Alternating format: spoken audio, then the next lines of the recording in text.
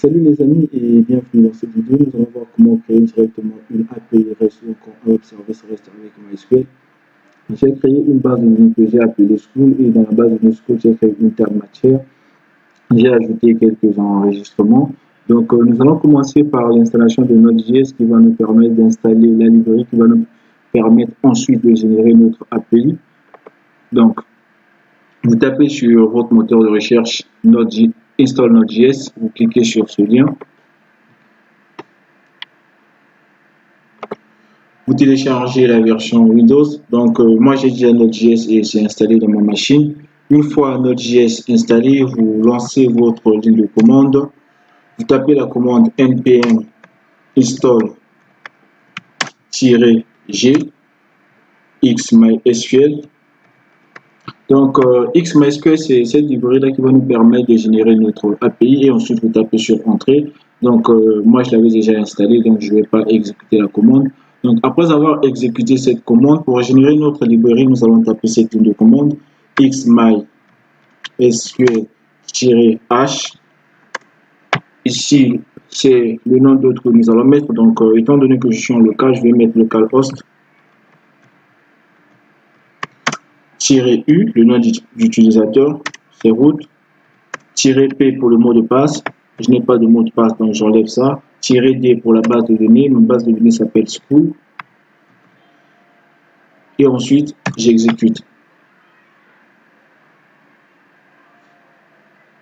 Donc, notre API a bel et bien été générée et nous avons ici le lien.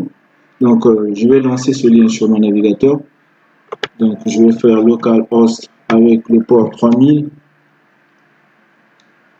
Donc, ici, j'ai tous les liens possibles qui me permettent de manipuler mon API.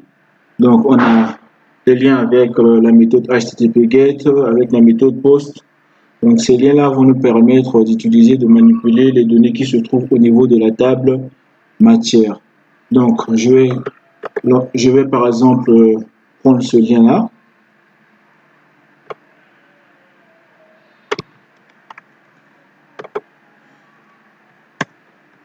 Vous voyez ici, j'ai tous les enregistrements de ma table en format JSON. Donc, ici, j'ai l'onglet, la philosophie, la géographie. Ce sont les enregistrements qui se trouvent au niveau de ma table matière. Donc, je vais maintenant tester la suppression, la modification et l'ajout. Donc, pour cela, je vais utiliser une extension de Google Chrome qui s'appelle Postman. Donc, si vous voulez l'installer, vous tapez sur votre moteur de recherche, install Postman, vous cliquez sur ce lien et vous installez Postman.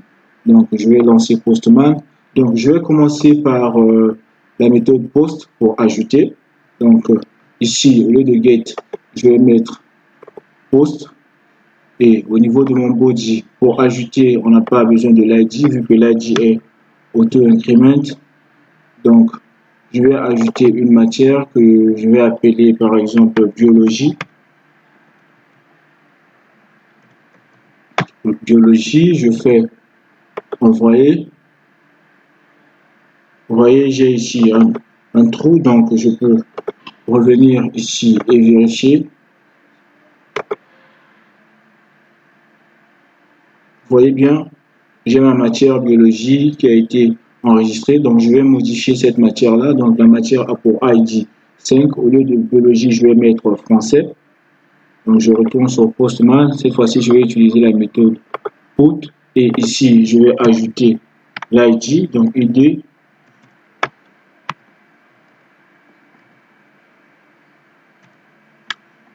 C'est 5.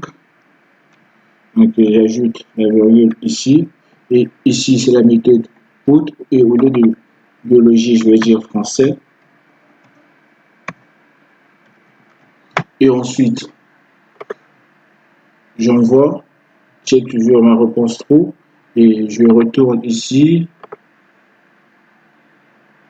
Vous voyez que ce n'est plus biologie, c'est maintenant français. Donc je vais maintenant supprimer cette matière. Donc pour supprimer la matière ici, je vais faire appel à la méthode delete et je passe en paramètre l'identifiant de l'enregistrement que je veux supprimer et je fais send. La matière a été supprimée ici. Vous voyez que la matière 5 n'existe plus. Je peux même voir ça au niveau de Postman ici avec la méthode get. J'enlève l'idée que j'ai passée en paramètre. Je fais send. Et là, j'ai la liste de toutes les matières qui se trouvent dans ma table matière. Donc, je vous remercie d'avoir suivi cette vidéo. N'oubliez pas de liker la vidéo et de vous abonner. Merci.